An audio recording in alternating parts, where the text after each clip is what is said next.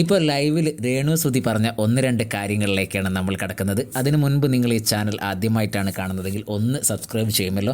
തുടർന്നും ഞങ്ങൾ അപ്ലോഡ് ചെയ്യുന്ന വീഡിയോ നിങ്ങൾ കാണുമെന്ന് പ്രതീക്ഷിച്ചുകൊണ്ട് നമുക്ക് രേണു പറഞ്ഞ കാര്യത്തിലേക്ക് പോകാം. അതിനു മുൻപ് വളരെ പ്രധാനപ്പെട്ട രേണുവിനെ കുറിച്ച് തന്നെയുള്ള മറ്റൊരു കാര്യം നമുക്കറിയാം. സോഷ്യൽ മീഡിയ പ്ലാറ്റ്ഫോമുകളിൽ രേണുവിന് നല്ല നെഗറ്റീവ് അഭിപ്രായം വന്നിരുന്നു. കോമാളിത്തരം കാണിക്കുന്നു, പ്രച്ഛന്ന വേഷം കെട്ടുന്നു എന്നൊക്കെയുള്ളൊരു നെഗറ്റീവ് ഇമേജോട് കൂടിയാണ് രേണു സുധി ബിഗ് ബോസ് ഹൗസിലേക്ക് പോകുന്നത്.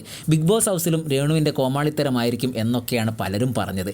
എന്നാൽ നേരെ മറിച്ച് പക്വതയോടുകൂടിയാണ് രേണു ബിഗ് ബോസ് ഹൗസിൽ നിൽക്കുന്നത് എന്നാണ്. കാരണം ഇപ്പോൾ ഏറ്റവും കൂടുതൽ ബിഗ് ബോസ് ഹൗസിലെ മത്സരാർത്ഥികളിൽ പുറത്ത് ചർച്ച ചെയ്യപ്പെടുന്ന മത്സരാർത്ഥികളിൽ മുൻപന്തിയിൽ രേണു തന്നെയാണ്.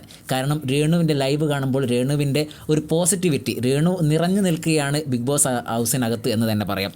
ഇപ്പോൾ ലൈവിനകത്ത് രേണു പറഞ്ഞ ഒരു കാര്യം, വളരെ പ്രധാനപ്പെട്ട ഒരു കാര്യം. രേണു അവിടെ 3 പേര് ഇരുന്ന് സംസാരിക്കുമ്പോൾ രേണു ആ കൂട്ടത്തിലിരുന്ന് പറയുന്നുണ്ട്, നമ്മൾ ഇവിടെ ഒരു ഗെയിം കളിക്കാനാണ് വന്നത്, അല്ലാതെ വ്യക്തിബന്ധം ഉണ്ടാക്കാനൊന്നും വന്നതല്ല. നമ്മളിപ്പോൾ 3 പേര് സംസാരിക്കുന്നു, അത് തന്നെ ഒരു ഗെയിമാണ്. നമ്മൾ ഓരോരുത്തരുടെ ഉള്ളിലും, നമ്മൾ 3 പേരാണെങ്കിൽ 3 പേരുടെ ഉള്ളിലും ഒരു ഗെയിമിംഗ് ഉണ്ട്.